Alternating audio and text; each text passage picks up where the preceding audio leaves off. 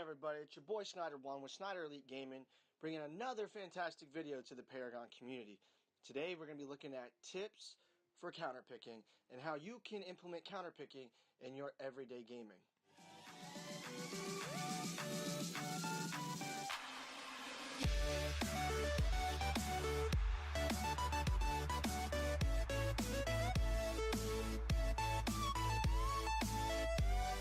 We want to make their life as hard as possible while setting ourselves up for an easy match.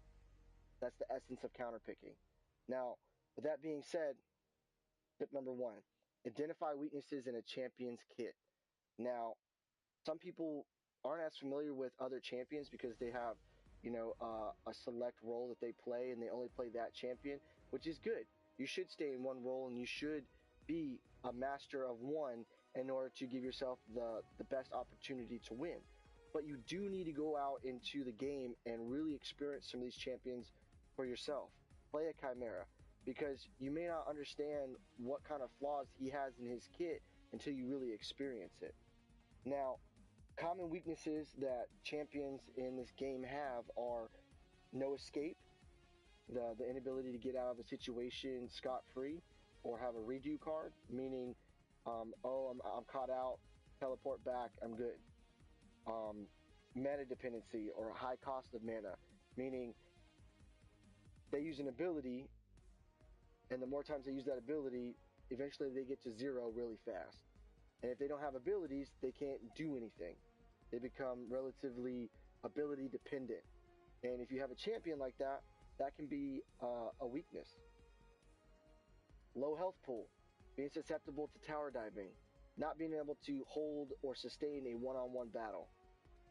Weakness.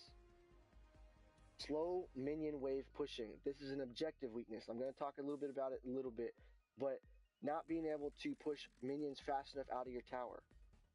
Not being able to defend against a wave of minions because you left your tower.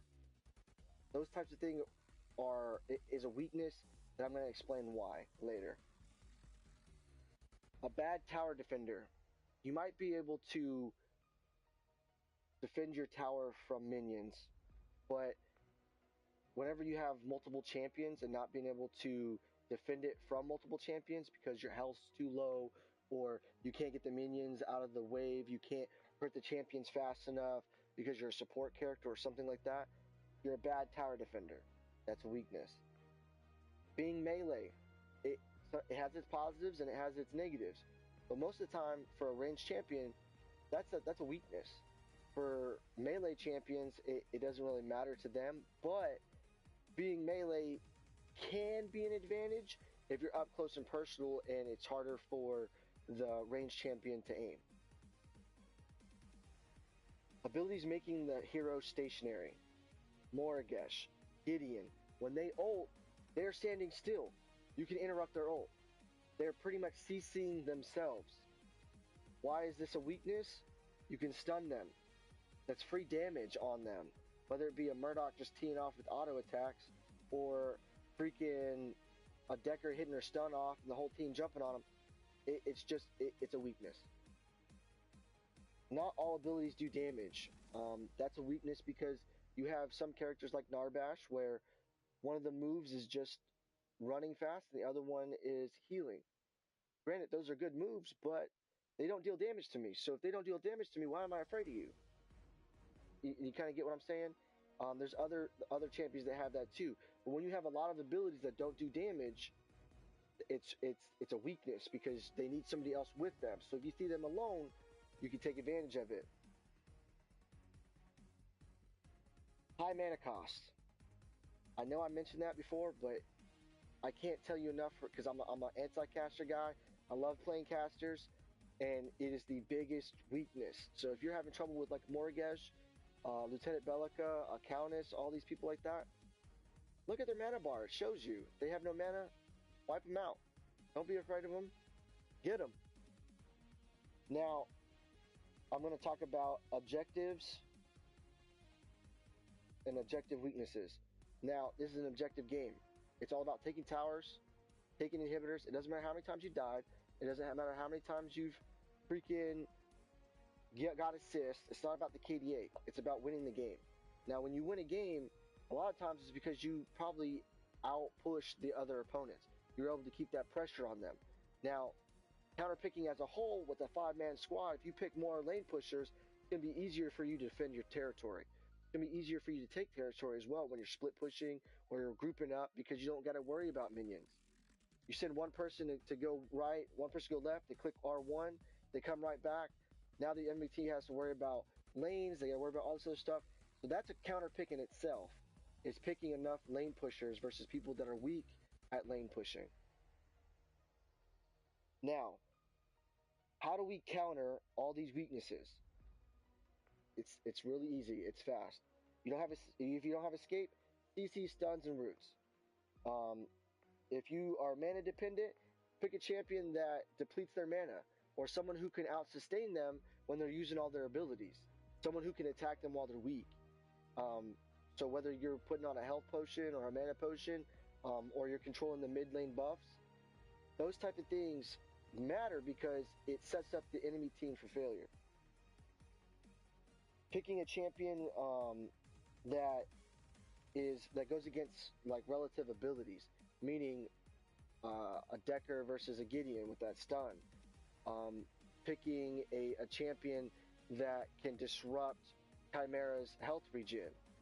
Someone that can stop ults. All those things, people that directly interrupt people's abilities are a great counter pick.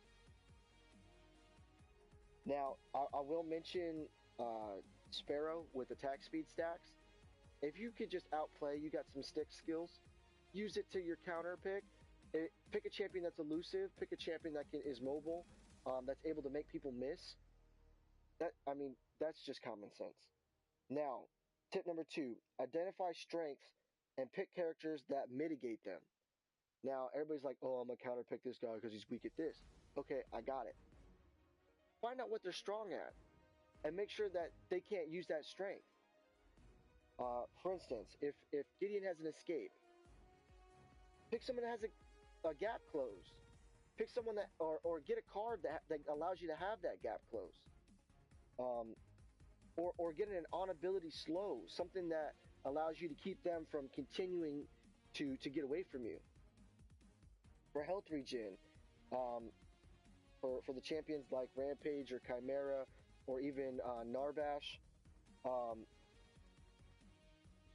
picking something that like a card that has regen reduction, thick blood, picking up the buffs that put a blight, that create that disruption in their ability to keep gaining health. Getting a mana potion or mana regen in order to be able to use your abilities in order to keep them in a constant state of I can't regen anything. For burst damage, for champions that have tremendous burst damage, right? Having a high enough health pool to survive it. Having health regen to where when all that damage that they're doing means nothing.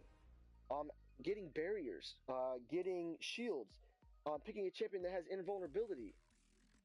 So a Morgash attacking a freaking Seraph. Click your invulnerability for the ult, it's cancelled, you're alive, it's another day. Easy. And stuns and slows. Pick someone that has an AoE damage, so you can disengage the people that are stunned. So a Howitzer, a Gadget, or whatnot. Force them to attack them in your damage. Okay, you stunned them, great, you did like 80 damage. You're going to come in here and you're going to take 650, 750 to the face, and there's nothing you can do about it. Because that AoE is there. It's protecting them for the duration of their stun. It's a counter pick. It's part of picking for your team comp. Which brings me to my tip number 3, and my final tip is team composition is key. It's everything. If you're just counter picking champions, but your champions don't mesh well, you're screwed. You're putting yourself in a worse position than the counter pick team. And something that you need to understand in order to for team comps is understand the triangle. The triangle is caster, fighter, and freaking 80 carries. Now, what that means is casters are supposed to be able to burst 80 carries. They get high volumes of damage versus a low health pool. It's a win. You can 1v1 an 80 carry for 90% of the match if you build your guys correctly. So then where does that leave the other triangle? Okay, so AD carries are supposed to be able to beat fighters slash tanks because they do high volumes of damage relatively fast, and it's all over time. It's continued damage, which directly affects health, armor, all that crap. It blows it out the window. You just eat them up, throw them away, it's done. So when you have an AD carry beats a fighter slash tank, if done correctly, if it's used the way it's supposed to be used. And then the tank fighter is supposed to beat the caster. Because the caster doesn't have sustained damage, just burst damage, the fighter gets in close enough to do all its damage and can survive the burst, and then that's the counter. So now when you're picking your teams, if you're picking 3 casters and 2 AD carries, you're leaving yourself wide open, because if I pick champions that are directly can kill those guys, you're being countered. You're being counterpicked by just team composition. If I'm picking, I got Feng Mao, Grux, and a Rampage, right? Those guys can handle the casters. Easy. They can just jump on them all day, finish them. And then you guys got your 80 carries that fight them. Well, I got casters on my team too. I got one caster that can eliminate your 80 carry. And then I got an 80 carry that can eliminate both of those. Or at least do enough damage to where they can take them out. So you can pick your team comp based around what the other team's team comp is, using that triangle in order to counter just the setup of the types of characters. That's my third counter pick tip. Now, I'm going to give one example of what this means on a breakdown of a champion that's used in a lot of games, and then you guys can go out and use these tools and tips for everybody that you want to. Obviously, I'm going to be doing it on Chimera, because he has a lot of positive, he has a lot of flaws. So, but he's picked a lot in a lot of games, and people are afraid of him or can't counter him. So this is for you guys out there that are having trouble with Chimera. He has no escape. Yeah, he has a badass engage, but he has no escape. He's mana reliant as hell. If that dude's not stacking mana in his deck, he can only jump like 3 times and do, 1 square and an O, and then he's useless. So anybody, he's mana reliant, and he's ability reliant too. If he's using his abilities all the time, that's how he's going to kill you. He kills you 99% of the time with his abilities.